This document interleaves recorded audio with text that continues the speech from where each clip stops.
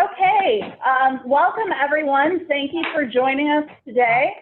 And my name is Betsy Scott. I'm the Executive Director of Program and Engagement for the Housing Innovation Alliance. And you can see on the screen, we have a lot of smart, distinguished people joining us this afternoon on our end and in the morning for some of you. So I'm very excited about that. And today's focus is on attainable housing solutions and the Apple-like Home Challenge. So you're going to hear from a lot of great architectural firms today, as well as some good data from, to tee things up with Mollie Carmichael from Metro Study and Myers Research. But before we get started, I just wanted to give you guys a very quick snapshot of kind of how we ended up here today.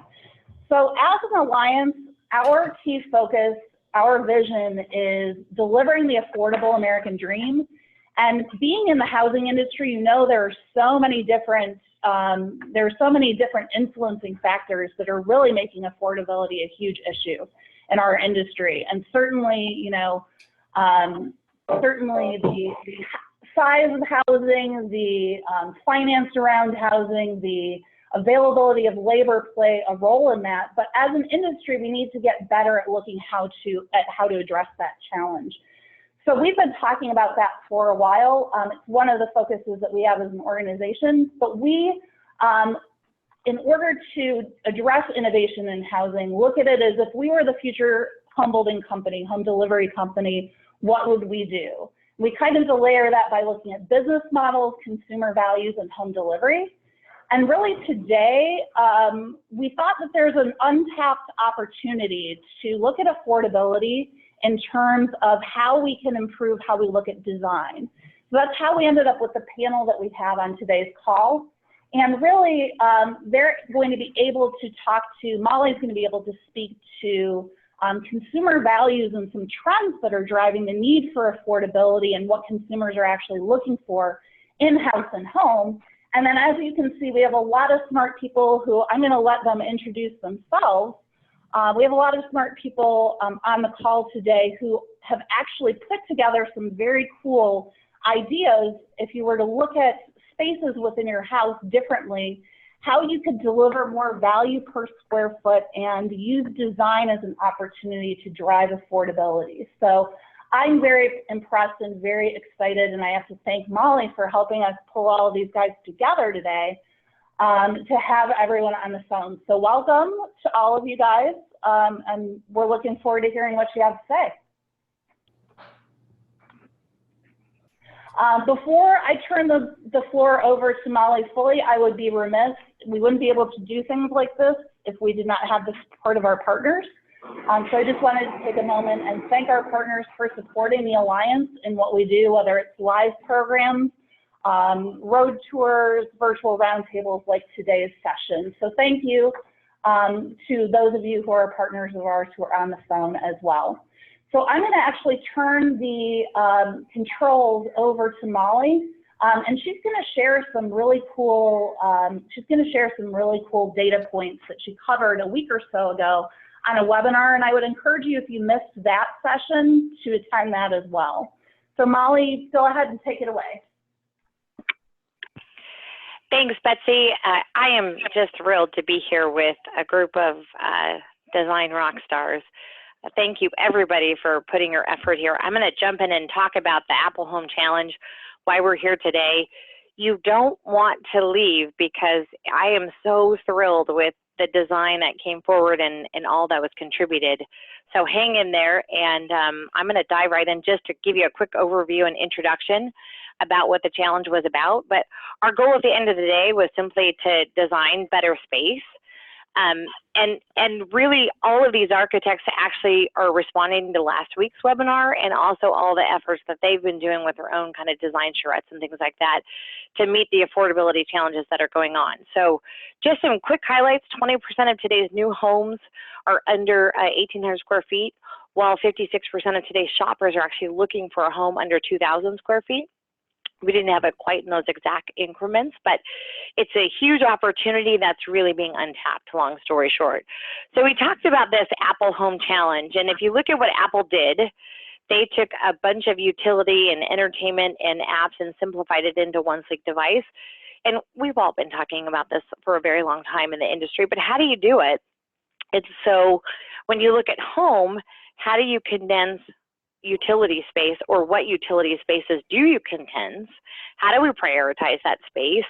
You know, where, what, why, and how do we take that space and frankly just make it better despite the fact it's going to be smaller? So we've got to really work on more function, and that's through design and technology, and that's why we have, you know, the design rock stars we have in this webinar, so it should be awesome. So I also wanted to take note, and I bring this up a lot, is there's some really great architecture that was done, you know, a while back. And so I always refer to like the old fun Sears Roebuck houses. So I wanted to take the opportunity to talk a little bit about that as well. So what I did, and oh, one last thing. So today's target consumer, so who we're designing for on this webinar, most people always talk about affordable housing or attainable housing for the millennials, and there's certainly a big part of our audience. But I do want to note, when we look at that value consumer and who's actually shopping today, our number one consumer is, my little cursor's not working, so let me see if I can get the, Betsy, I'm not able to advance, unfortunately, so I'm gonna, there it is. So number one is young boomers, two is the tweeners. So that's that family buyer that has to go and find a home because they're getting married, they're having babies. Number three is actually mature Gen X. Number four is young Gen Y, and number five, of course, is the mature boomers. If you can advance, just go ahead and advance for me if you don't mind. Thank you. And then the other part too, and this came from IDEArc, you know, family is just evolving today. So it's not our traditional family. We're seeing a huge growth in not just the change in family, but young single families, unmarried families, just all kinds of diversity out there, which adds some fun and interest too. And then let me see if I can continue to advance here. So let me see. The other areas that I wanted to point out is just the affordability thing. So the areas that are going to need the affordability more than others are going to be the dark to the U.S. You're going to see the areas of innovation and new product design oftentimes happen where affordability is the most challenged. And that's a lot of what we're talking about today is, you know, all space in the home, whether it's 2,500 square feet or 1,000 square feet, but also really just that opportunity to get to affordability. Okay.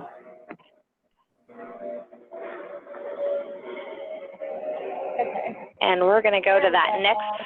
Yay, we're back. There we go. Yay, okay. So I have this fun little slide, and you can just click, click, click, click, click, and I'll go through it. But if you look at this little house, it's 1,150 square feet, 6 rooms, 1 bath. It could fit on a 3,000 square foot lot, but it starts on the inside. So if you read that little summary below, God, it was great marketing. But basically they talk about, you know, the entertainment is at the front of the home, living and dining. Windows can be curtained inexpensively because they use the same size windows throughout. Throw open the entire window instead of half, so you get that natural breeze inside your home. The bookcases look good, save wall space, functional space. You've got, moving to the next one, you've got attic stairs and a walk-in linen for storage. You've got the bed positions are away from the outside walls for health and wellness. You have the largest room has room for 2 double beds and a dresser. You have a bathroom with plumbing all on one wall. The kitchen's entirely out of sight from the dining and living. And you know, again, it's a utility space. The sink and cabinet are together, of course, and then they point out that it's easy steps from sink and stove to the dining space. They also point out that instead of putting the cabinets on the outside wall, you've got the window shining into the stove.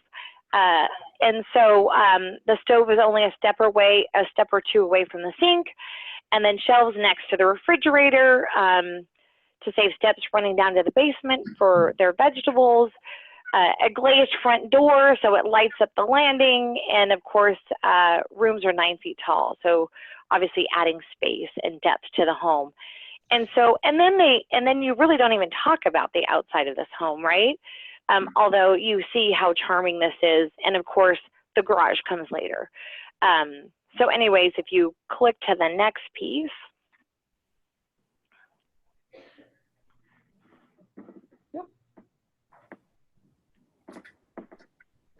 So really, that's what we're going to do. We're going to design for the future. And so we're going to start off with Stephen, Dewan, and Deanna, both super bright. I was recently just introduced to Deanna, sharp and smart, and Stephen, of course, many of you guys know he's been designing homes throughout the country forever, and I'll turn it over to them. Thank you, Molly, and hello, everybody. This is Stephen Dewan. And this is Deanna Moore. And we're going to start with our presentation right now. So when you ask a child to draw a picture of a home, they universally draw the same image. And, you know, we don't live in that idealized, simplified box. But what if we could, and what if that home could evolve with our lives as they evolve? That would be the ideal home of our dreams. When thinking about this challenge, if you take a look at three things, you can still have a functional and beautiful smaller home that lives large. One being optimizing space that was otherwise forgot about in a place that's maybe only holding air, and how do you make that functional? Two being simplifying on both the macro and micro scale to create a space that feels larger. And third being how one home can evolve to serve its owner as their life changes. So go back, there we go. So what we have here are two boxes. One's for you and your family to live in, and one's for your cars and your stuff. But let's focus on the one for that you and your family are gonna live in. How can we build a better box? An elegant box to live in, and because it's simple in form, it's cost effective and therefore attainable. So if we go to the floor plan here, we've got a 1,500 square foot plan that includes a bedroom, a bathroom, a den, a loft, a 2-car garage, and an outdoor covered space. If we focus on the macro, on the first level, certainly for efficiency, we have great room living. And great room living requires that you have an open plan, but most importantly that it furnishes well. You can have a very large area, but if it doesn't furnish properly, you're not doing anybody any good. So this open great room plan furnishes properly. It borrows light from 2 to 3 sides, so that's good for opening the space up. It's also good, it's green, because then you can introduce cross ventilation across the home. It has good indoor-outdoor connectivity between the great room and the outdoor room, which is covered, so that can work in multiple climate zones. And notice on the photograph, the black wall. I mean, don't be afraid of color, and especially black. Black can create good contrast or connectivity, as shown in this slide. The outdoor room also offers the opportunity to increase the feeling of the width of the lot. The rear yard is relatively narrow, but by expanding left and right, it opens up, and then you can continue the kitchen from the indoor room to the outdoor room to expand the usable space. We've got 2 bedrooms down, one that can operate as an office, and then there's hall storage that ultimately can convert to an additional powder, or as we'll see as we work our way through the program here, it can become a 3/4 bath. And then what we've got is some exciting volume at the front of the home. It adds drama and a good, strong visual connection between the 2 floors, and it can function in multiple ways, whether it's a bedroom, a fun playroom, or a couple offices up there. Behind that it's kind of hidden, but there's some unfinished storage space over the outdoor room. So that was the micro space. If we start to look into the micro areas, we can focus on a bathroom. So this image of a bathroom is something that represents how a very simple space can feel larger.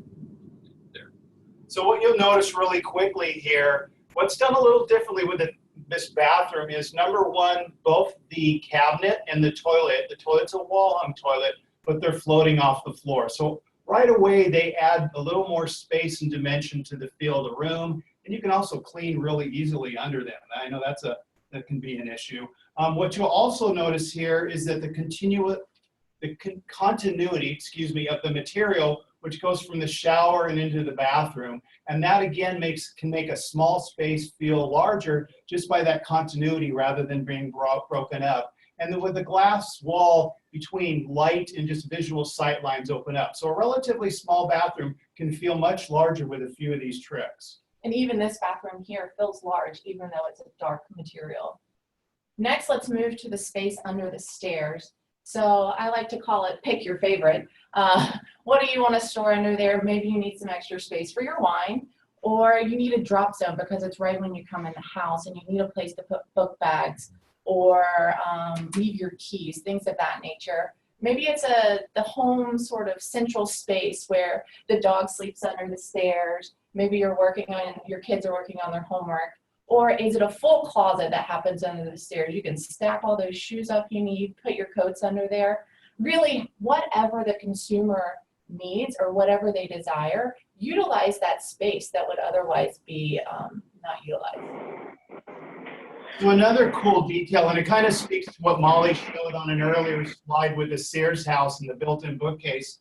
What if you took advantage of the space between the studs? What you could create is an inexpensive design feature, in this case the bookshelf, that adds customization and functionality to the plan. And notice, it's not symmetrical, and don't be afraid of being asymmetrical. It's more about the balance that counts than forcing symmetry on an element. So looking at this 1,500 square feet home as a whole, it's not just the starter home. There's a lot of different buyers that could be and would be attracted to this home. Maybe it's a recent college grad that wants to own their home. They have a roommate. Maybe it's a young couple and they want to use the den as an office, or they love to entertain, so they use that loft upstairs as an entertainment space. Maybe it's a single parent and the den downstairs becomes a child's bedroom and upstairs becomes a game room or a homework room.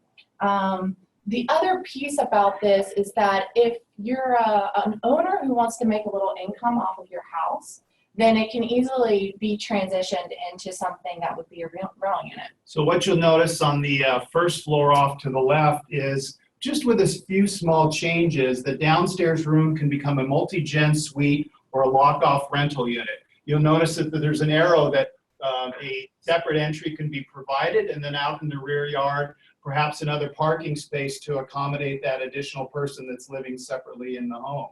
The storage area that was off of the hall can now convert to a powder room or, in fact, a 3/4 bathroom.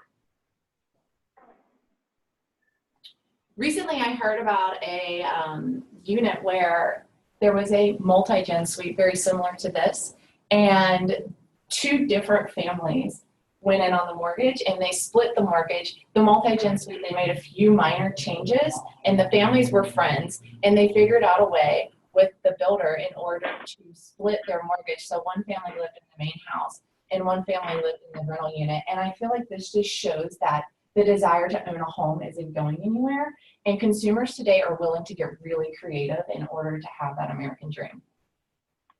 So this type of forward thinking and adaptability can help inspire first-time home buyers to get out of their current pattern of buying used homes and buy a new home.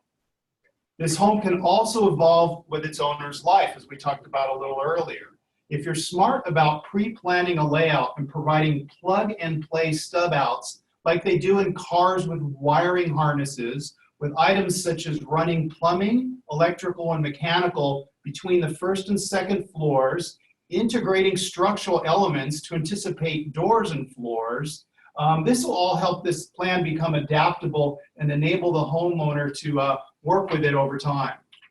So let's look forward. Let's say this house was bought by a college grad. They lived in it for a few years. Their roommate moved out. Maybe they got married. Maybe they're ready to have kids. They need a little bit more space. They need the house to adapt. How could that happen? So with today's do-it-yourself mindset, they could run down to the local hardware store, Home Depot, and buy some floor joists, some floor finish material. And then what they would do is as the blue just came up on the second floor, they'd fill in the volume space and they can add additional square footage. Now that additional square footage can now, with pre-planning as we talked about, it can convert to, in this case, a master bedroom suite, a secondary bedroom, 2 bathrooms, again with all the stub out and plug-ins, and a couple of closets, and we still have the unfinished storage space to tap into a little bit later. So it's that plug and play mindset. Install a new app on your iPhone. So that same young family, maybe they had another kid, maybe their kids are getting older, or even they want to have a move-in nanny, a live-in nanny. And in a lot of scenarios, that's what's happening today. Their parents are getting older. Maybe the grandparents need to move in. How can the house continue to evolve with their lifestyle? So to accommodate a further step, if we fill in the unfinished storage space over the outdoor living, then we expand the square footage again, and we've evolved the plan. So this storage space can become another bedroom, a playroom, a study room. You can throw a whole bunch of kids upstairs if that's where you're at with your family life, and then you can move downstairs. So far this evolutionary plan has been presented as a single family detached plan, but it's also designed to morph. So if we're talking at an SFD range of about 8.5 homes per acre, it very easily duplexes up. That takes you to about 9.5. And then in fact, if you put it in a series of a row town configuration, you can move into the 10.5 units an acre mode. So you can see it's very adaptable, not only in its plan, but in the community or the planning aspect of what this home can create in a neighborhood. And then similarly, we talked about the box, the simple box, and we know that a simple box in elevation, it can transition into an infinite amount of looks, from traditional gabled to European cottage, and even transitional. And then in fact, with a few more plays with the simple roof forms and the window patterns, you can then achieve contemporary and modern aesthetics. The simple box is inherently flexible. To sum it up, with simplification, a little pre-planning and innovation can lead to beautiful, attainable, livable homes that feel large. Homes can inspire shoppers to become buyers, and maybe homes can evolve in an easy way, and we can do that in our budget really easier, especially if that homeowner loves their home, loves their community. Lastly, let's stop and think about what attainable homeownership means and what it looks like. It might not look like it's always looked. It might require some creativity and adaptability to work in your market in an efficient way. Molly, I'll turn it back over to you. Thank you, guys. That was awesome. It just highlights, I love that you guys thought about the flexibility in the home, the flexibility in density, the flexibility in really placing this home anywhere throughout the country. So it was fun. And I like all that glass that you had in your elevation, yet it was very simple in architectural form. Will add so much character to the inside out. So nice job. I'm going to turn it over now to Mr. Woodley and Danny. They've got some really exciting stuff to share too, and he needs no introduction, nor does Danny, but take it away. Okay, so this is Mike Woodley, and I'm the president of Woodley Architectural Group. And Danny, or Danielle, we call her Danny. Danny Asher's in our California office, and I'm in our Colorado office. So we're just going to show you some things we've been working on, as well as some things we've done in the past. So let's just kind of get started.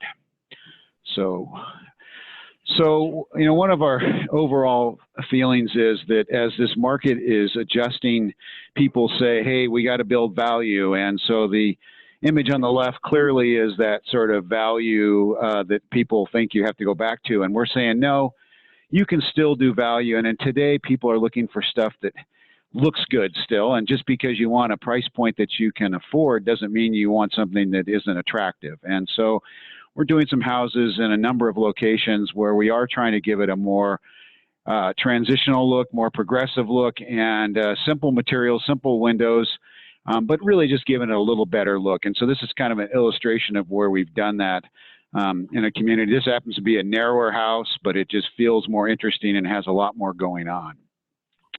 So if you go to the next one, you can kind of see that we believe this attainable housing really relates to all the way from planning, and you got to start from the beginning. And this is a project that we've worked on in Sacramento, and it's a very interesting project in that the northern border is a railroad, and the southern border is a railroad, northern border is a freeway. So it's just the perfect site, except for it's surrounded by noise.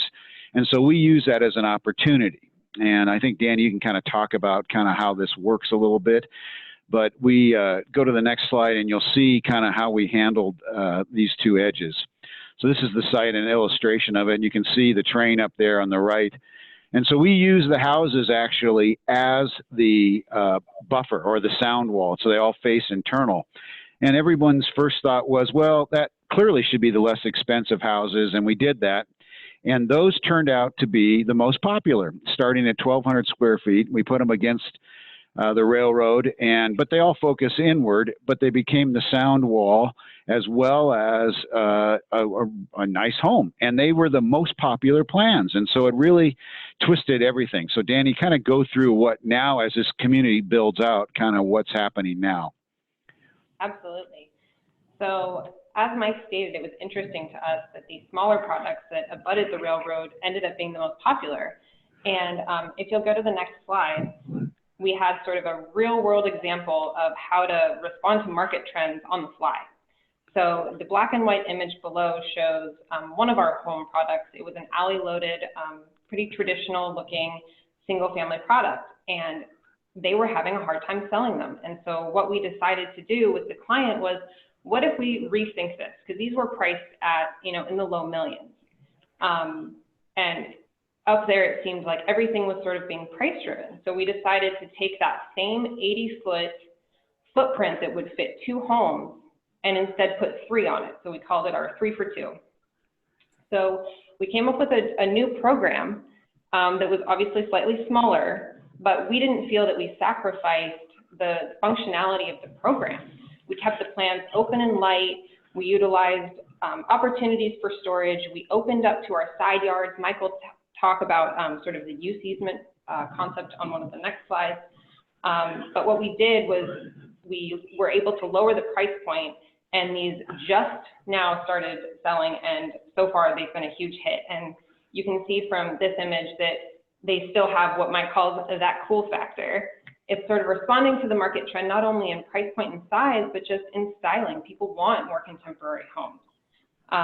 And what was, I think, a really important factor about this project is not only were we able to, optimize storage, we kind of reconsidered what it means to have, say, an office space. Do you really need a 12 by 12 box for an office? Or what if we just introduce a pocket office? That gives us a little bit extra square footage to, add a master bath suite, because so often in small products, master baths get shrunk down to just a shower, really giving people that big living feeling in a smaller footprint. Oh, and we got to squeeze in some elevators. Yeah, I think that's an important factor, sort of to reach different buyer group. As Mollie had illustrated, millennials, a big part of it, but this sort of young baby boomer and thinking they're going to be getting older, this idea of being able to have an elevator is a big deal. And so we wanted to make sure that we were able to incorporate that. So all of those have elevators. So we really changed the dynamic and introduced it to a bigger market, and a bigger market not only in price, but in the type of buyer.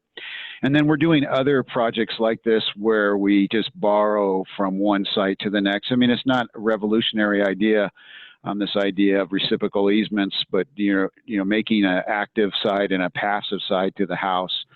And so that's kind of what we're doing here, and we're kind of showing you can just get a small little outdoor space, simple little lots, 30 by 75, very small little houses. This actually, you can see where the space is for the elevator, and that little, it's optional, that little square area there above the outdoor room. But so just building in that kind of flexibility. And so this idea of taking narrow houses, we're both doing it both front loaded and rear loaded. The plans below kind of show how those could be front loaded and still keeping them narrow.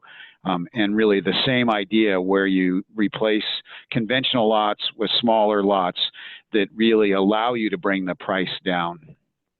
So that's, I think, an interesting concept to think about, especially if you have existing projects that maybe the sales aren't what you had hoped, and it's one way to really lower your lot price right away is just get more houses per the lot. So, and it's an easy way to divide it up. So that's a real example of where it's worked.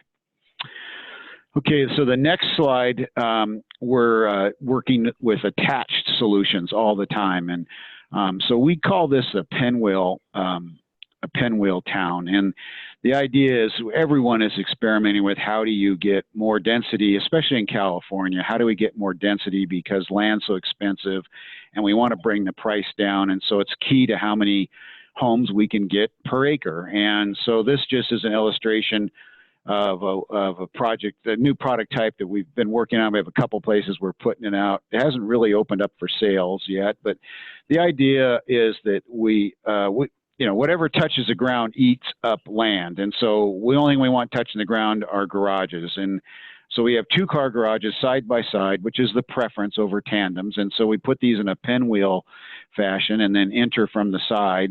And then it gives us these 4 units. And so each unit has 2 sides of light. And it allows us to get both, you know, all of the units can be 3 bedrooms. And if you take it up to a 4th floor, which this is showing, then you can actually get some roof decks and some bonus rooms and even another bedroom up. The challenging thing is that, and this is where we get pushback sometimes from some cities that say, oh, well, the car is a terrible thing, and what happens to that space that, you know, you're asking for people's front doors to be on there.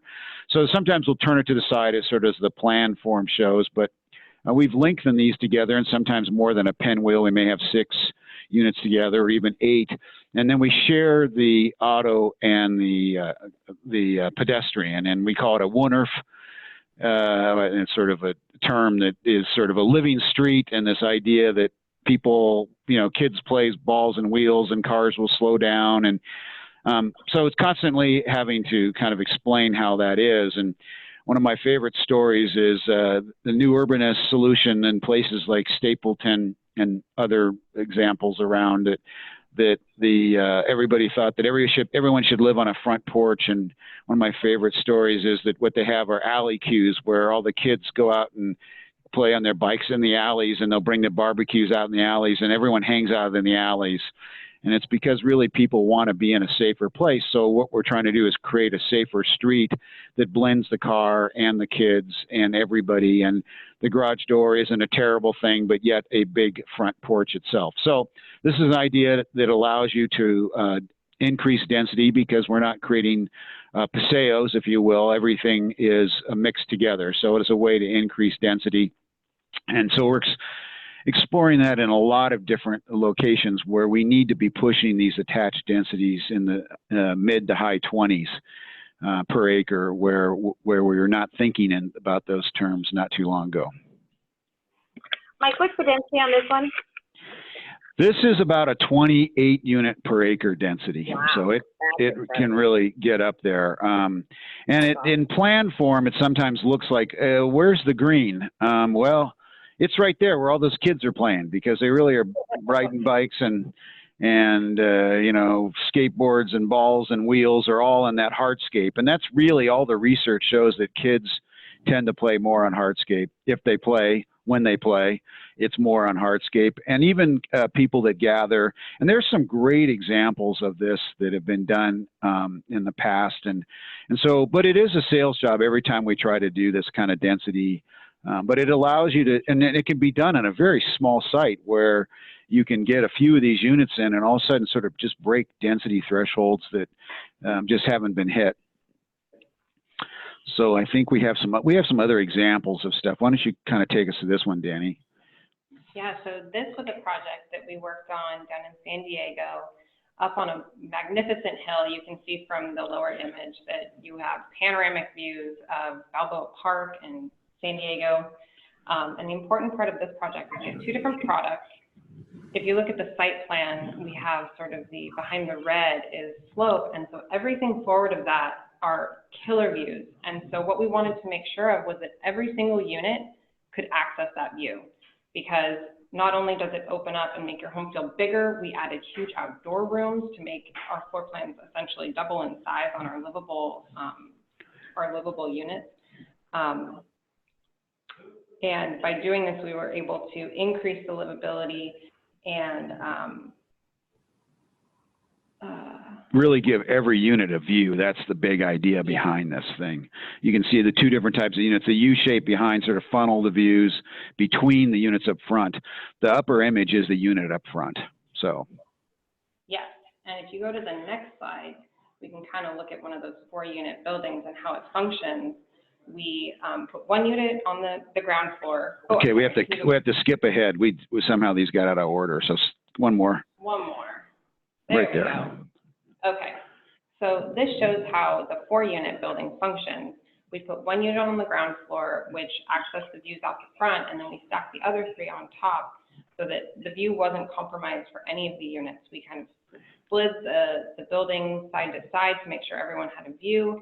And overall, it's just been an immensely successful project. Yeah, one of the things that I think anytime you do attached projects such as this, I think it's important to reach different buyers, because you've seen lots of projects where, okay, row townhomes, this is it, it's all in a line, everyone gets a townhome. What's nice about this is by putting the flat on the first level, it gives us reaches a different buyer. So now we can absorb quicker because we're not sort of, the offering isn't just one type of housing. It's like, oh, here's a buyer that can live on one level. And now we have 3 other units that can live above that and live differently. So we're just reaching different buyer groups.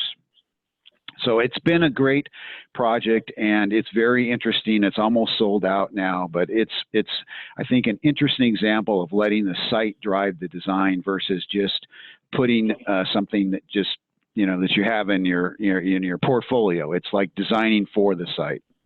So why don't we go back so we can just show you, I think these got out of order. Yeah, one more, right. So this is a project in Portland. Oop, too far. So this is a project in Portland. Everyone likes numbers, so I love to throw this number out. This is 86 units per acre. How's that, Mollie? So the reason we get that kind of density is, first of all, it's in Portland, and the answer was for parking, no garages. They didn't want any garages. We needed 1.2 bikes per unit, and the units start at 364 square feet. So this idea of you know, a small house, really, you know, you can call these micro homes, but it's 3 different types of units. There's 3 detached units in the lower left corner of the site plan. The middle color, and there's duplexes where you have one above, one below, one above, and then there's 4plexes, the beige color, where there's 4 of them put together, and that's how we got the 29 units on, I don't know, 0.3 acres or something like that. The math gets you up to 86 units per acre. So we did this about 10 years ago, and we just think it's a very interesting solution to this idea of affordability. Now, unfortunately, they've gone, or fortunately, depends how you look at it. If you're one of the ones that bought early on, you've made a lot of money on these because they've gone way up in price.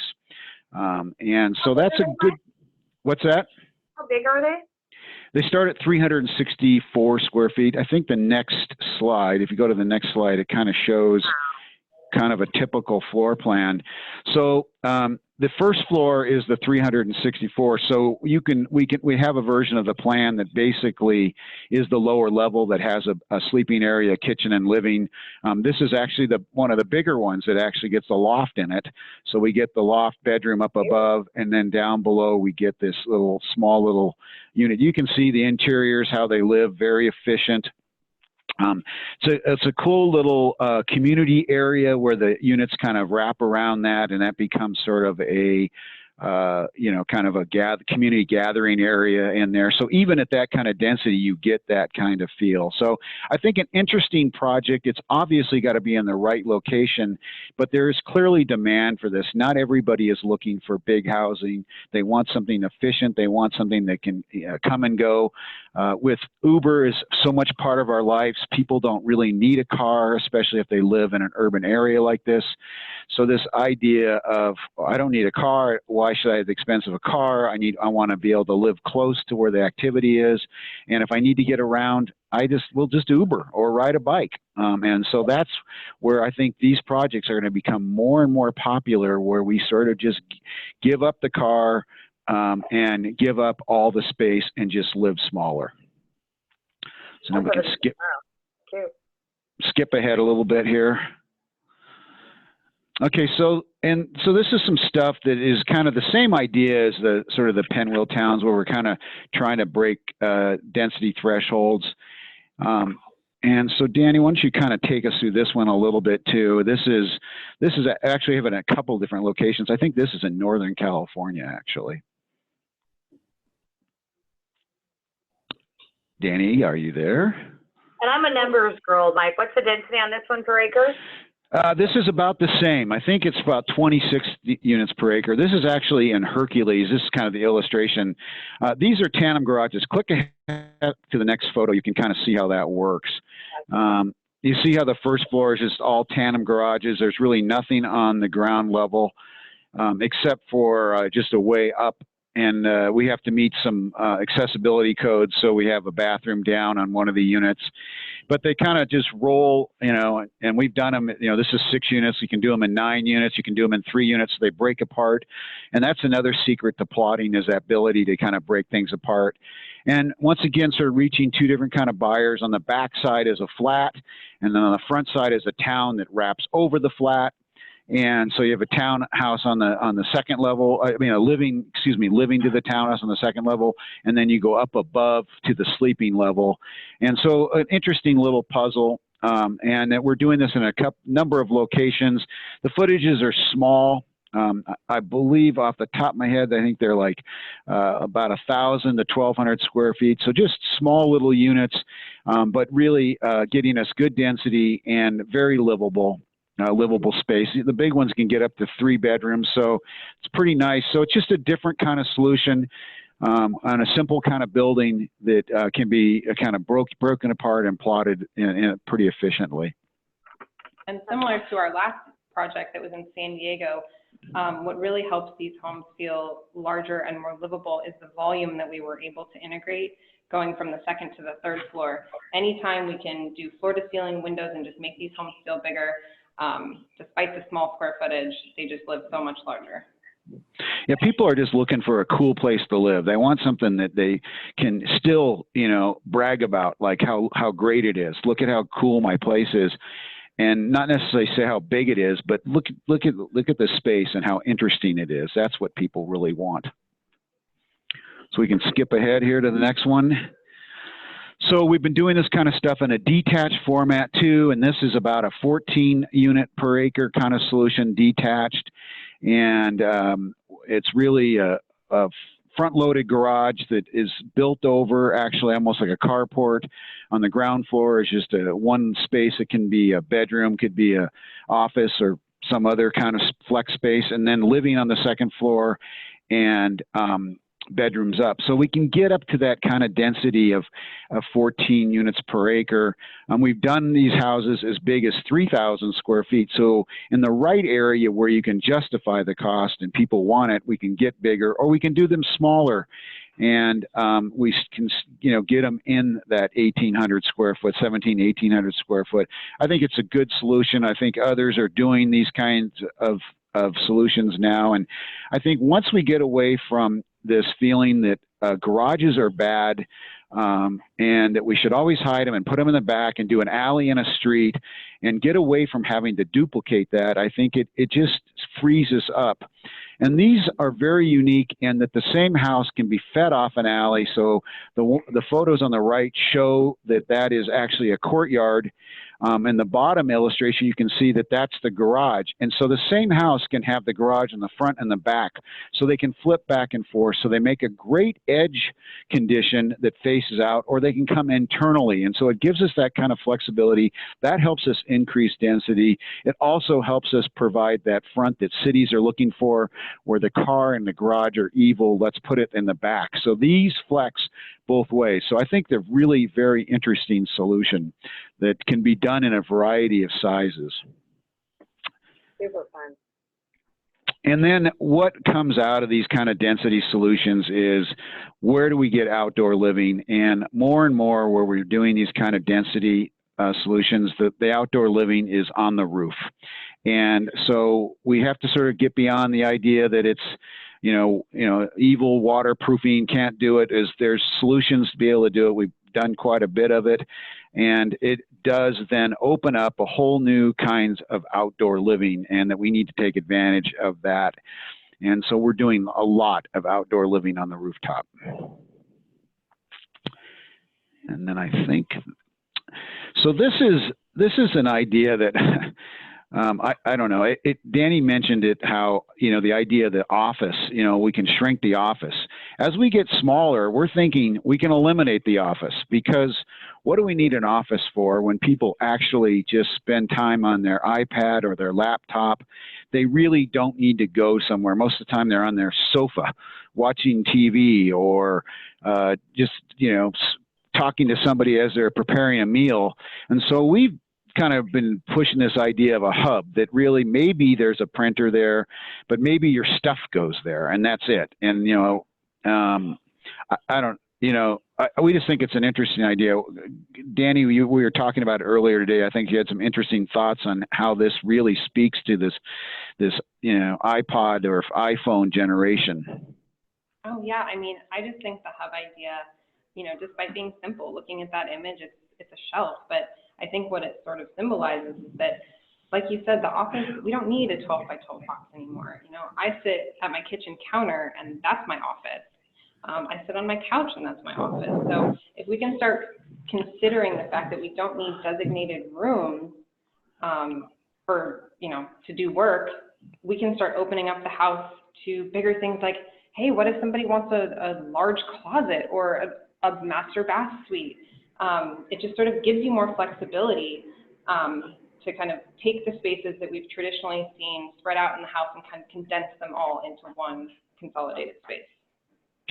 Yeah, I don't know how many people actually run cords over their island to charge their phones. It seems like the common place where everyone charges their phone. So let's create a place where people can actually charge their phone and plug in their iPad, maybe even set their purse there.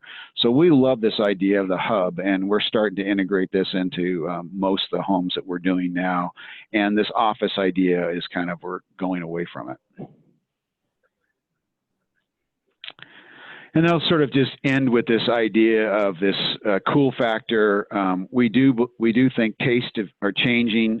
We do a lot of custom homes, and most people come in really want something that has a much more cleaner, modern feel. And we just think it's here to stay. And it's I think it's clearly regional, and there's some areas that are definitely more excited about it. But we do think it's trending that way, whether it's a modern farmhouse or some of these more modern types of flat roof solutions. But we clearly see that people want something that is interesting and cool and not sort of nostalgic. I'm sorry, Mollie, but not the Sears catalog look. People, we see they're not looking for that. So that's our thought is, hey, let's continue to give them value, but let's give them the value with something that really is cool. Thanks for the dig there, Mike, at the very end. I'll just sort of summarize it. Wow, that was a lot, first of all, and that was great. When you hear things like, that this was $1 million, I want to make sure that everybody on the call, because we're talking all over the country. In Northern California, $900,000 is an affordable house. And so that is something to consider, because the land could be anywhere from 5 to 7 million an acre. So when you're taking 3 homes in place of 2 homes, that's a really big deal as it relates to profit. that's why things like an elevator really can make sense when you go to multi-level living. So loved the idea behind the 25 to 30 to the acre. That's always tough to do. And the 86 to the acre product, I think, wins the day for Apple Home. The 364 square foot home, I could live in that tomorrow. It looks fantastic. I like the idea of moving away from tandems and still getting a 2-car garage at that 25 to 28 to the acre. That's amazing. And the idea of the hub, I think, is here to stay. I don't know how many of you have that one place where all of the phones get plugged in and it's just a big mess. So thank you for organizing us. And so we're gonna, Good. Now we're going to jump into the next speaker with Don. And I had the pleasure of being on a tour with him as we were judging the Design Awards in Austin. And man, he is smart and creative and thoughtful. And so with that, Don, I'm going to turn it over to you. Well, thank you, Molly, so much for those kind words. Don Ruthroff, principal at Dahlin Architecture Planning, 40 some odd year old residentially based firm. I lead the neighborhood residential group for the company, along with one of my fellow directors. So it's really interesting, Molly and I, as Molly said, we were chatting about, and now I'm having the slide advancing issue. It was working earlier. Don't worry about it. I'll just take care of it for you. Go ahead, if you go one forward. So when Molly and I were in Austin a couple of weeks ago, we got into a conversation, and she brought up I brought up talking about one of my passions right now. My Pinterest is filled with these vintage floor plans because I started down a path of kind of looking at older homes because I knew they were smaller and just how space was utilized and the rooms that got space in comparison to the rooms that didn't get space. And I noticed a couple of things. First of all, it was the era of one bathroom and everybody had to share. And I've lived in personally lived in 900 square feet and shared a bathroom with 3 other people. And in fact, did that for nearly 13 years because it was by choice and nobody died. So, there's the idea of how do we share and utilize space. And as Molly and I were chatting about how do we make things attainable and make things smaller, I started to talk about these houses and then also my time across the ocean in Europe, looking at how Europeans utilize space, and they're notorious for utilizing space way differently than we do in the U.S.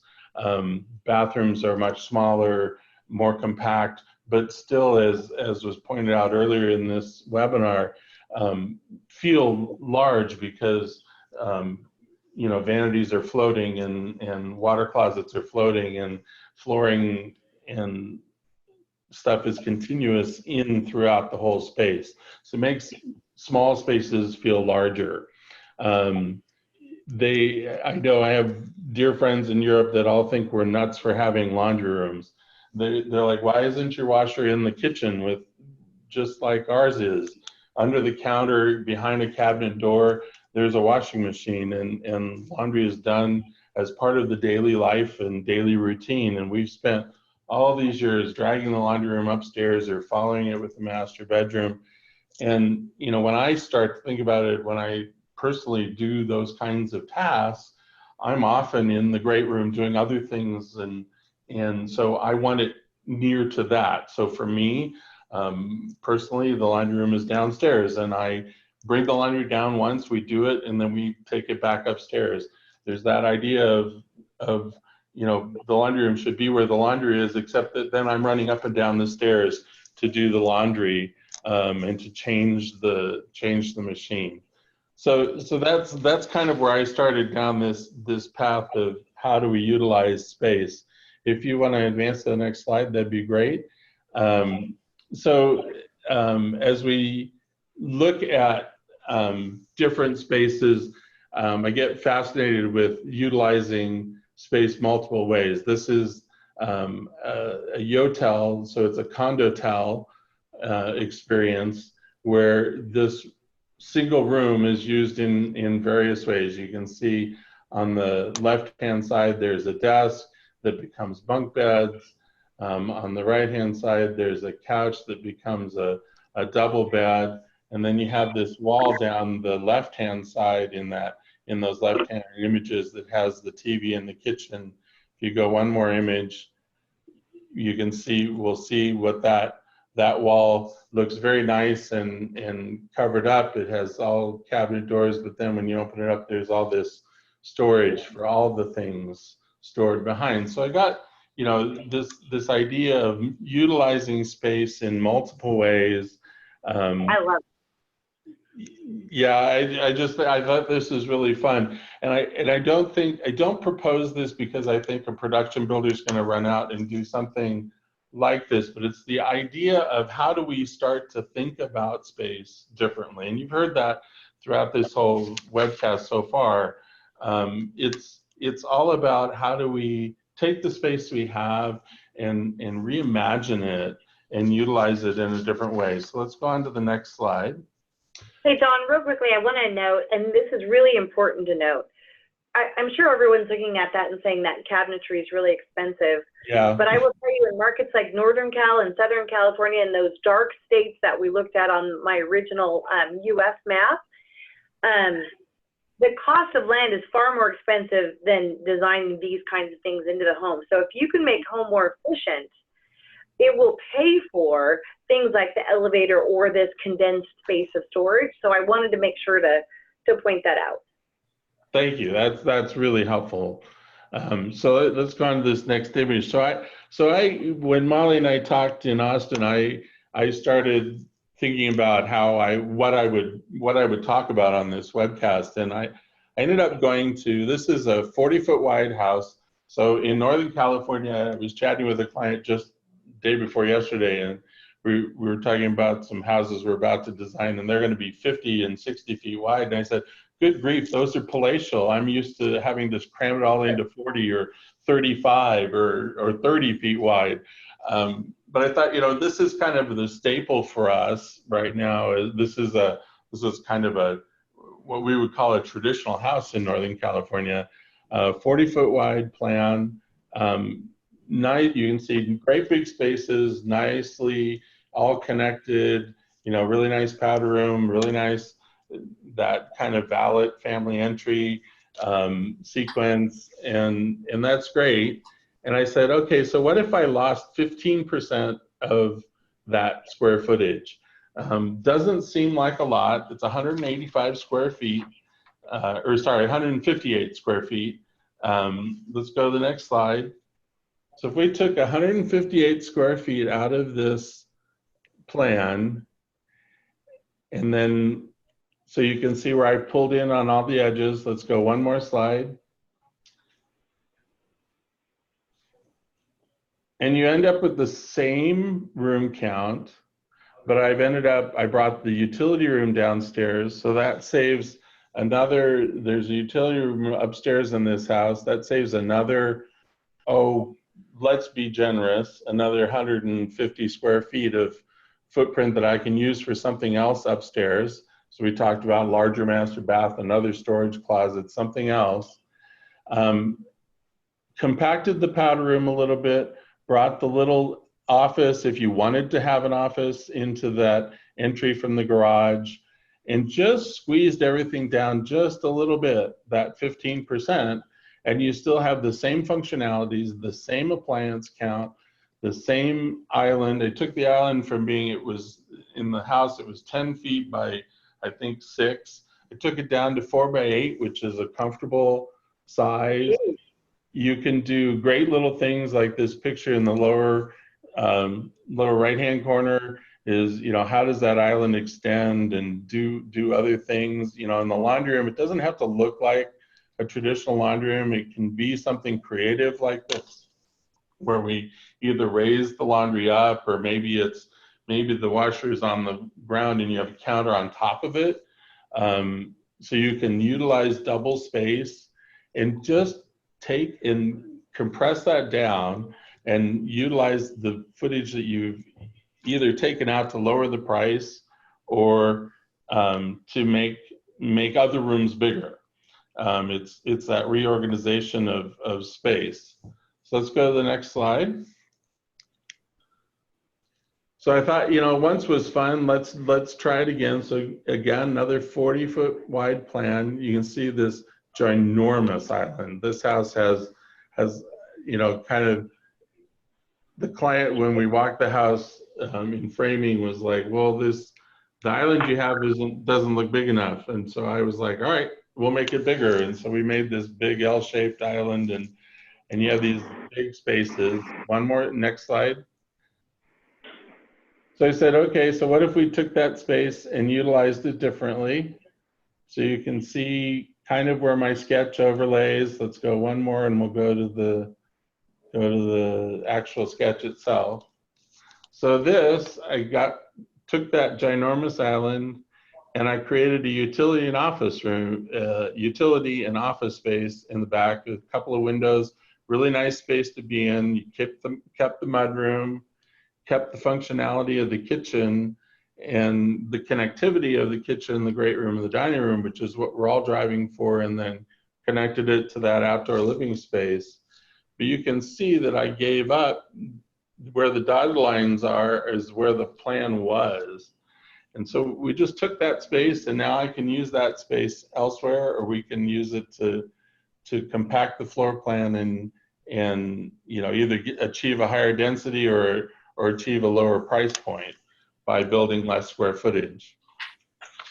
So then if we take that whole idea of compacting space and we go up to the planning level, so these are 3 70 by 65 single family detached lots.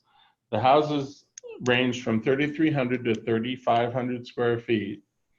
So these are great houses. We really great performance, done really nicely, open plan, the whole 9 yards. And we said to ourselves, okay, but we want to achieve a lower price point. So how do we get more houses on this and achieve a lower price point? So here we have 6 houses in the place of 3.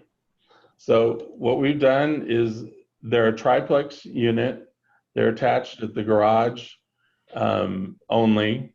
They range from 1,700 to 2,100 square feet. So that's anywhere from 51 to 61% of the size of the original houses. But the 6 of them together achieve the same saleable square footage for the home builder. So in total, on a price per square footage basis, you end up with the same amount of square footage to sell, but you have 6 houses that are at a lower price point rather than the 3 that were at a higher price point. So it's that, how do we twist the creativity knob to create, these still have great open space. They each have a private yard, shared easements like Mike was talking about in their stuff.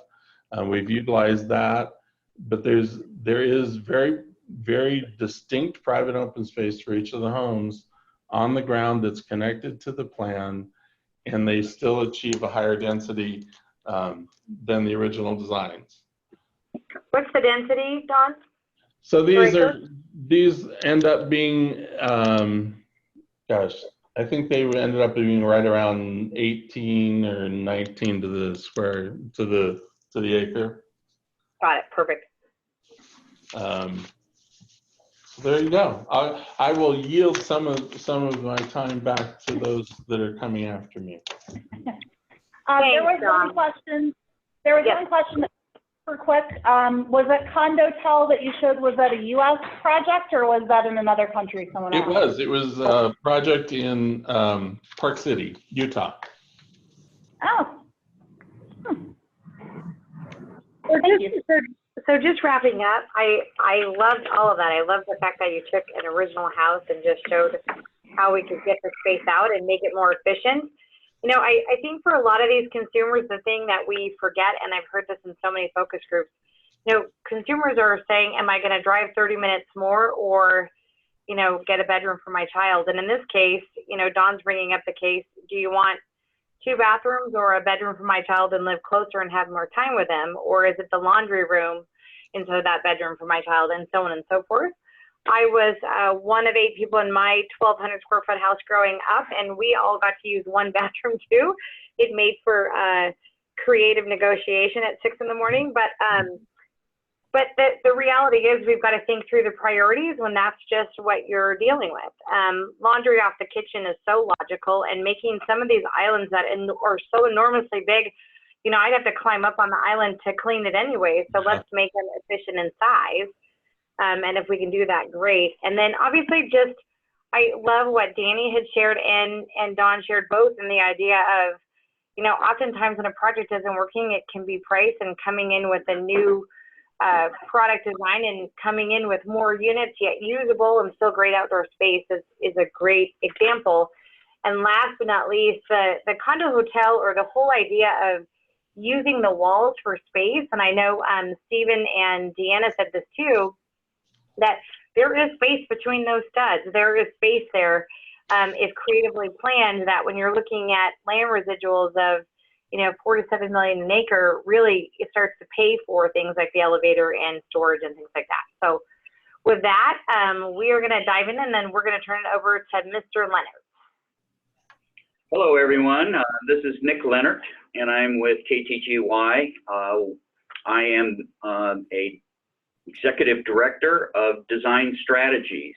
And what I wanted to kind of take you on was a little adventure in small. And about 10 years now, we started our R&D process at KTGY in a more formal program, whereby we were starting to develop concept houses based on research from Myers and Burns and Metro Study and numerous research firms, all kind of targeting consumer preferences and trying to hit new densities as we started to tackle the solutions for affordability and attainability.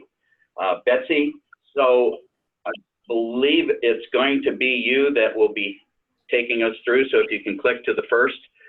So as we are in pursuit of this affordable American dream, this is one of our mini home concepts, and just kind of wanted to show you what comes out of the millennials through focus groups in the way of elevations, and you can kind of get an idea. And if you concentrate on the home with the yellow door, that will be highlighted later in this program. So take us to the next one, Betsy.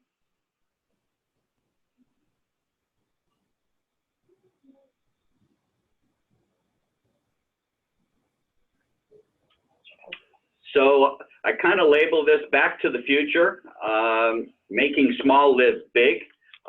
Mollie has referred to the catalog homes that Sears had done for years.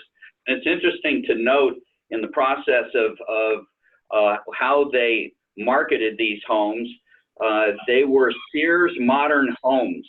They dated 1908 to 1940, and they offered house buyers all the new development and latest technology at their time, which was central heating, indoor plumbing, and electricity. So that was their technology. Our technology today is basically, how do we live the home better? How do we go smaller? How do we open the home up? How do we look at the home differently as to how consumers are wanting to live the home today? So if you go to the next. How do we get the home to clean for us? So I wanted to go small for you and kind of give you some indication of where you can go with these smaller homes. This happens to be one of our plans from our micro series that we've developed. They're basically the ultimate granny flat. And so you can see that this home basically is positioned on a 35 wide lot by 45 deep, and we're getting a staggered garage and a full drive apron. We have an outdoor room, and this is the standard basis of the home. From here, we tried to take this home and Appleize it, as Mollie would create the term. So next slide. So this is the same home, and what we did to make it more toward an Apple type definition and direction is first we widened the garage to 11 feet, which would allow for a SUV, and we still have one drive apron. So we're parking 2 cars. You can see where we took the backward garage from the original plan and we created a full-on casita. So even in a very small lot, we can get guest casita, full-on with full bathroom and walk-in closet.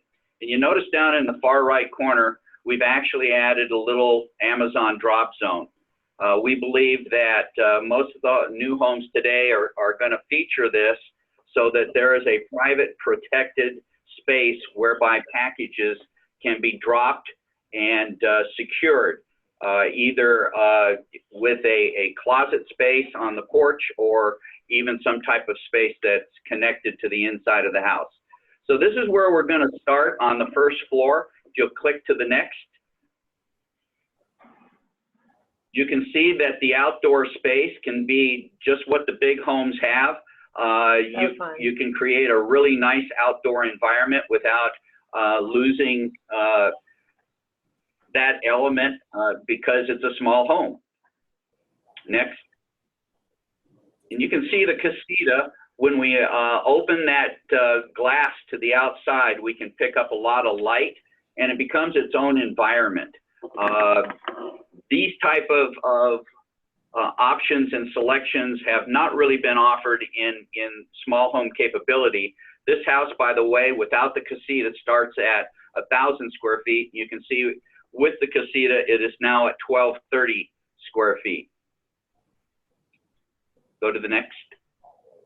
Now the upstairs, as the ultimate granny flat, you can see that as you come up the stairs, we move into a very large, great room concept where we have kitchen island and kitchen that might reflect what you would see in a much larger house. And we have a nice great room. We're thinking maybe the flat screen TV might drop from the kitchen or from the ceiling rather, and that would be a kind of a cool element. Also notice that we have the whole back of the house designed as a master bath and master bedroom that is completely amenitized with a walk-in closet and a very nice area for linen and or storage. Go to the next. So we'll start to see some of the animation of what these spaces could be. In the upstairs, because we are not restricted by putting another floor on top, these are only 2-story homes, and therefore they're very cost-effective box over boxes to build. We're able to do something special with the ceiling treatments, whether it's just raising the plate line or we can go to volume, but you can see that we can bring a lot of glass in from different sizes, and just the fact that you're getting a higher plate line makes the space feel larger. And what's the density on these? These will get 15 to 17 to the acre. Wow. Next. So when we raise the plate line, you can see we can do some special things in the bathrooms. I love that. You know, it's a dream quality to have, you know, a family room kitchen with some volume in it. It's a dream quality to have bathrooms that might get some clerestory glass, get some light coming in, have a little bit extra height. And so you can notice the images that are on the left that promote just kind of a nice custom feel. Go to the next. Also, we're dealing with a pretty large kitchen, so we can get 5 to 6 people sitting at the island. Obviously, it is an eat-in type of kitchen where there's not formal dining, but the dining occurs right there on a very nice kitchen island. Go next. Also, we put in these little sleeping nooks, if you will. The idea is that it serves as a guest sleepover room. That's super cool. And you can do it either in a Murphy bed, or in this particular case, it's a built-in. But if it's done in a Murphy bed, you can see that even Mike and Don referred to those spaces taking on multiple uses. If it's a Murphy bed, it can turn into a tech office for you. It can turn into a retreat. You can imagine what this would look like. We're showing it with a pocket door, but you could show a barn slider on it. It privatizes, it has its own bath, and so it's very easy to have a guest over, spend the night without dedicating a full bedroom and bath to that effort. Go to the next. That could be a fun space for reading too, just, you know, just to get away. So we're going to talk now on the first floor, and the first floors can obviously change into different types of things when we capture the space that the garage was in. So here's is a treatment where we have taken and made a home office. It could be a she shed, it could be a man cave, it could be just about anything you want it to be, because it's idea space. And as idea space, it has a powder room, so it could turn into just about anything you would want it to be. You could actually create a small little jacuzzi in here and have your own spa room. Nice. Go to the next. Your Amazon drop zone could probably be an elevator space too, if you wanted elevators, right? That could be too. Yeah. Or you can see a little bit on a bigger scale what a bigger house outdoor space is, because it's kind of hard to find images that would reflect these smaller homes. But this gives you an idea of what that outdoor space might be. These homes also have 10 foot of backyard space. So it's not the 5 foot minimum. We've actually gone to 10 feet. It allows for pets, it allows for privatization, and at least there you have some capacity to do something in a small backyard. Next. Another example might be if we did this in an outdoor kitchen where we can get outdoor eating along with a powder room. And so this would be a complete kitchen nook as an add-on to that outdoor room. And you can imagine having friends and party and everything on an entertainment zone like this. Go to the next. So this is a little eating nook, just as an example of what you could do there. You could turn it into a wet bar. You could turn it into a lot of things. The whole idea behind these little houses is how do we incorporate into them the sense of dream quality, where you could always do something like this without having to own a large home.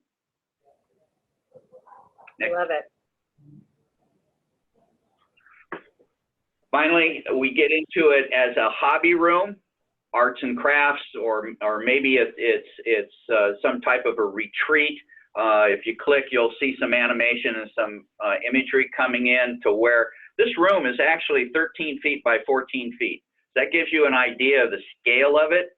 It's like having a secondary family room downstairs, and what do you do with it, and what could it turn into? You know, as we talk to a lot of our clients,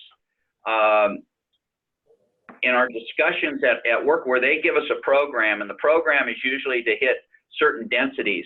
Well, if we can hit an SFD density 2-story at 15 to 17 to the acre, they get pretty excited about it. The key to it, though, as I was discussing with one of our design architect principals, David Obitz, in our office, he was mentioning that it's not only achieving the density, but each client that we work with has their own culture with how they want to create the lifestyle within the home. And how do we enhance that even at the point of going smaller? And so our efforts are always taking these spaces and seeing what we can do to create more livability, and as Don and Mike were talking about, getting multiple uses for them. Go ahead. You can see another image of what that room could be. So, I mean, it does form the dream quality that we were talking about. Next. So we're going to start a second series. These are mini homes that we created. You can see that they actually fit a 40 by 45-foot lot. And in this particular case, the footprint's 33 by 35. But this was our mini homes. We get a one-car garage, and then the second car is remote. We're getting a really nice little porch and great room with, you know, TV, media capability. Our kitchen is nice and large. Then we have a little nook area that kind of, as Mollie would say, harkens back to the, you know, the kitchen nooks in the Sears catalog houses. What we wanted to do is start to take this house and Appleize it again and see what we could do. So let's go to the next slide. Okay, here we go. So what we've now done is we've expanded the porch. We've added in a Amazon drop, so that is connected to the interior of the house via the coat closet. We get a great room, and you can see that we've maximized the kitchen. By the way, that island is 4 feet by 12 feet. And so we're getting a big house kitchen. You can see in the image to the right that there are closets on either side that could accommodate laundry, stacked laundry. One of them is a refrigerator. But this kitchen is multi-use. And I think Dawn gave an excellent example of a wall that had so many different uses, and it was all hidden by cabinetry. This is an opportunity where that might happen. The other thing that we've done on this particular house is we've also included one of those little sleeping nooks. So at the downstairs, either by pocket door or barn door slider, we can put in a small little sleeping bed area close to the bath, and at the same time that might function as a really cool retreat, reading room, sleep, office environment, tech office, little bit more of what do you do with it? It's your idea space, personalize it. Go to the next. You'll see some other examples of large kitchens in large houses, and this is a house that will plot and get 15 to the acre in a single family detached format. Next. So as we start to look at this, you can start to see images of what a tuck under sleeping area might look like. Go to the next. And we're going to concentrate on the upstairs. So this box, over box, can be architecturally landscaped, if you will, on the inside to where we can get a super cool office niche at the top of the stairs. Again, that could turn into a private reading room, a little music room area to go and relax and escape. Notice that we've taken the master and created a very large dressing area. And if you'll go to the next animation.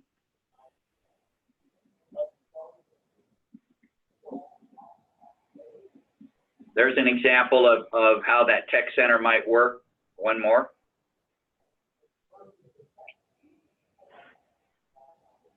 So this dressing area can turn into anything that the home buyer really wants as a privatized space. It could be an exercise room. It could turn into another office. It could be a dressing area. It's basically what her area might be to make it kind of special and unique. And I think we have another image to go to. Okay, so the elevation to that home that I just showed you is the home with the yellow door. Go back.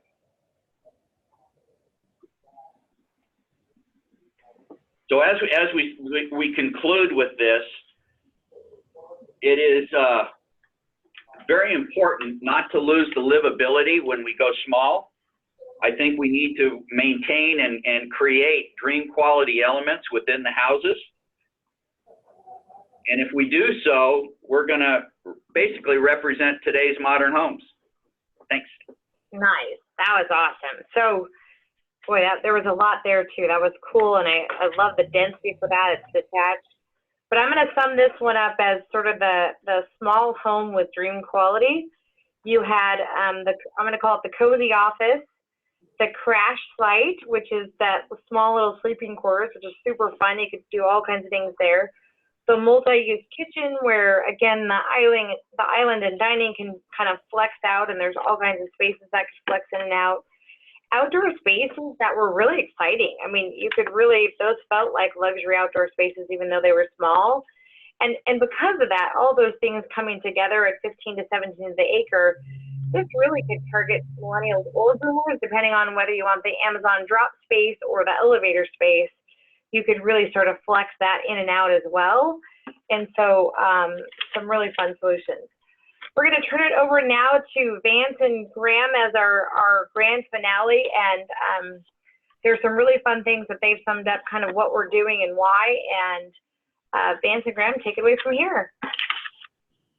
Hey, Mollie, it's Ike. You forgot me. Oh, I'm sorry, Dan. Sorry, Ike. Yes, no, I was multitasking. I apologize. No problem. So good afternoon from wherever you listeners are from. I just wanted to give you briefly, my name is Ike Balmaseda. I'm a partner with IDEArc, and with me is Vance Graham, our other partner. So our presentation will focus on the benefits of viewing home design innovation through the lens of Apple devices. You want to change, next slide. Next slide. Oh, what happened there? I don't know. I think you're in advance. Just click, click, click. No, this isn't. That's not our presentation. That's not our presentation. It is your presentation. I just took some of the words out. Sorry, guys. Oh, okay. So we're gonna, okay. So anyways, just to finish up, it's the lens of Apple devices and other modern technology that goes into the home. And also, you know, that's every day changing our lives and world with technology. So on Apple One, one of the challenges, number one, is, you know, we wanted to create a home that, obviously, as you can see on the screen, that feels larger no matter the size, uses a flexible space. The home is like an iPhone. Then the utility room and spaces, we're applying it as the apps. So storage is the key to making the iPhone or iHome work. Next slide. Challenge number two, how do you make a 1,500 square foot house feel like 2,500 square feet? So some of the ways are open spaces to one another so that they do read as larger spaces. Obviously higher ceilings, lots of glass makes the space feel bigger. The flooring from inside out, the expansion of area makes it feel bigger. Less furniture, with more closet organizers as shown in previous presentations. The flip down desk or Murphy bed that's been mentioned before creates flexible space. The front door should include glass, bringing in immediate light. Next slide. And finally, challenge three, how do we pay for extra features? Density, density, density. And I think by collapsing some of our given side yards or conventional side yards, backyards, front yards, you know, for example, from 5 to 3 backyards, as Stephen Dewan noted, you know, you go from 15 to 10 or 20 to 15. And even the front, I know some areas are collapsing driveways from 20 to 18 to now 17. So there's a lot of ways in increasing square footage at the ground floor by working with jurisdictions to allow that. Efficient structures, stacking is always key in aligning walls, plumbing, etc., to keep the cost down. Large windows strategically placed for maximum impact. Half wall or enclosed stairs to eliminate railing and add function. Fewer windows but larger. Closets instead of cabinets. Fireplace as an option. It's not always needed in some areas of the nation. Next. So like I said, rooms as apps. Each room should have multiple or key uses, multi-spaces, bed, office, guest, as Nick said. So many different uses for multi-spaces. Sliding walls, as you'll see later on, using a lot of barn doors, SGDs to open up or close off spaces. And offices really anywhere, like noted by Mike, charging drawers around the house, mesh Wi-Fi, and 5G, upping your technology, clean garage, expanded living with play, game, theater, gym, storage, a multi-use of garage space. More than a laundry, washer dryer stack or under counter, and drop zones, flip top benches, coat hooks, multifunction spaces. Pet care, can't forget about Fido, the dog, outdoor pet wash and hot water and drain options on the exterior. Storage, attic access closet, pantry, and garage organizers. Again, less furniture. And then finally, the package closet, normal porch pirates. That's very key. You know, when we look at lots, we look always from the outside in sometimes, and you hear the news all the time. Packages getting burglarized or taken. So I think speaking on behalf of what Nick had presented, package closet is key as well as in these new home designs. Yep. Next. So I'm going to turn the mic over to Vance, who's going to speak more in detail on some of these spaces and how they're used. Thanks, Ike, and thanks, Mollie, for including us, and Betsy for all your help, and thanks to everybody out there who's listening. This first slide sort of represents something that was shown a little bit earlier in a smaller space, where the convertibility of spaces or a multi-space is sort of key to making houses live bigger. In this situation, you can see a beautiful bedroom and a beautiful living room. On the right, you can see a floor plan space that shows how we use bypass barn doors to open up the space of that bedroom, office, guest room into the great room for an entertainment situation. And by the way, we're going to be having little vignettes of the floor plans on some of these slides, and then later we'll put them all together into one big floor plan. Next slide, please. This is just a demonstration of how that multi-space can work with the sliding doors that meet at the corner. You actually get to open into that larger space and take advantage of it when it's unused. We're not sleeping or using the bedroom every hour of the day, so we might as well take advantage of that space when we can.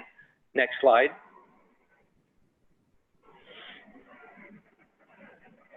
Here's a situation where we have a multi-space on the upper floor where this bedroom can open up as a loft, as a playroom, again using a Murphy bed solution, where that becomes the kids' playrooms. Right at the top of the stairs, as you hit that top of the stairs, you look through the space and down into the volume of the great room below.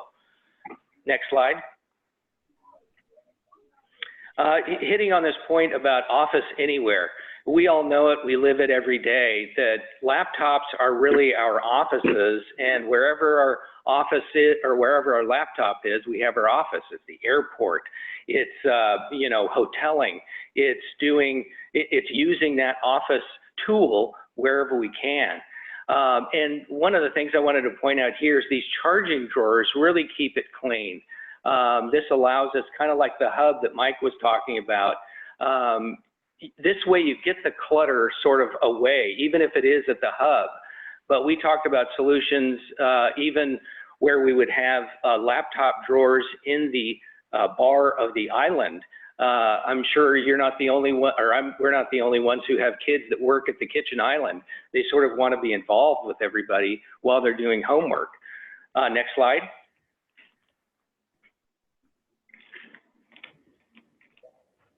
Here's something that I sort of think about all the time with regard to all the money we spend on focus groups and finding research and R&D and trying to figure out what's the next best trend in floor plans, where we can look back in our own childhood and into history in terms of how people traditionally use spaces. That's our focus group. And we know that people use their garages as expanded living spaces, and that's something that they value. So why don't we sort of take a look at that and figure out ways especially from a merchandising standpoint, to demonstrate to people that you can use this as living space, even to the extent that we air condition the space. One of the things that you find and everybody knows about is a garage is a heat sink. And as it heats up over the day, it's taking more and more energy to cool down your house. So there's some tremendous efficiencies involved in providing an air-conditioned garage. You can see that we actually show a sliding glass door from the living space that could be covered up with barn doors. And then we demonstrate a multiplicity of uses there, where there's wall-mounted gym, there's wall-mounted storage, there's a folding couch.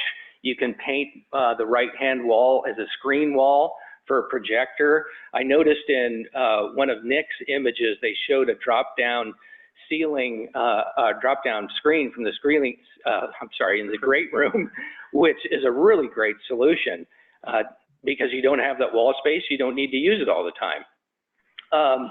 And you can see along the bottom some of the other uses, theater and gaming, a man cave, but I think the two biggest ones are probably the playroom and the gathering. Next slide. Here again, more than the laundry, one of the things that we sort of look at is how do we multiply the space in the laundry room. The first sort of idea is tucking the laundry, the appliances, the washer and dryer, under a counter so that we get some counter space back. And then of course we can go vertical, as you see in those center slides, which actually generates more counter space as well. So we're increasing function in a smaller space. And then providing all of these hamper spaces and ironing board drawers as standards are things that I think they're touches that buyers see that don't cost you a lot of money, but can make a difference when it comes to closing the sale. Next slide. Here again, Ike mentioned the outdoor bathing area for pets. We've seen the indoor bathing area for pets, but if we can't afford it, a very cost-effective solution is just to put an outdoor shower with a drain area so that we can clean up our pets and take care of them, because they are important parts of the family. And I think Danny mentioned earlier, or maybe it was Deanna, was talking about the pet niche under the stair, maximizing that space under the stair, and even providing dog doors in different situations. Next slide. And here we've got two little vignettes talking about the closet and really maximizing this space. And this sort of goes back to Dawn talking about some European principles about how they live in a smaller and more modular way. If we restudy the closet and put a little bit of money into those organizers, they have situations where there's dressers, of course, and there's even flip down desks. So you can make a room feel bigger by having less furniture because you've accommodated that use inside the closet. You can see at the top right or top left there, even having the hampers so that we keep clutter from happening as much as possible. I have teenage daughters, so I know that's hard. Then on the other side, using closets instead of linen cabinets, it's actually less expensive and buyers see more value in it, and it's more functional. Notice that the top image of the closet shows a vacuum, someplace that you can store your vacuum. On the right-hand side, there's a demonstration of how you can do drop zones and pantries in very small spaces and accommodate a lot of storage and a lot of function in a very small space. Next slide. Here again is the garage as multi-space, but here focusing on the storage. The idea that you can provide these sort of storage elements on the wall and on the ceiling, I think you get much more bang for than you pay for in terms of the cost. The buyers will see that as something they don't have to do. Think of it as the marketing budget.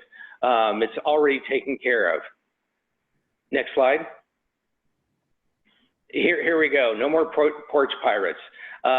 We've started incorporating package closets into most of our designs to avoid the need or the ability of porch pirates to come and take your packages. And it's a very simple solution when you provide just a keypad door lock. It's an existing technology that's been around forever. And when you order a package under the special instructions, you just write in the code, which you can change on every delivery. So it's a secure, multiple use sort of solution. Next slide. And here's the lower floor of the plan that we've been looking at pieces of. The first thing I want to point out, just from a graphic standpoint, we've shown all of the same flooring inside and out in the garage and in the outdoor area, the outdoor living area. And another thing that you'll notice is that we carry around the 3-foot side yard around to the rear. This is something we've done successfully in different jurisdictions, so it is doable, and that allows us to maximize the footprint of the house while keeping the density high. This is about 10 to the acre with a 2-car garage and 2-car full apron. If you go down to the next slide, we'll look at the upper floor. Here we've got that multi-space at the top of the stairs that we talked about, and a classic master bedroom with a bedroom forward, and then that multi-space is laundry room. And of course, the all-important attic access up there off of the master toilet room. Those secret spaces are really important to take advantage of. Next slide. This is a solution where we're talking about for boomers specifically. This is also 10 to the acre with a master down.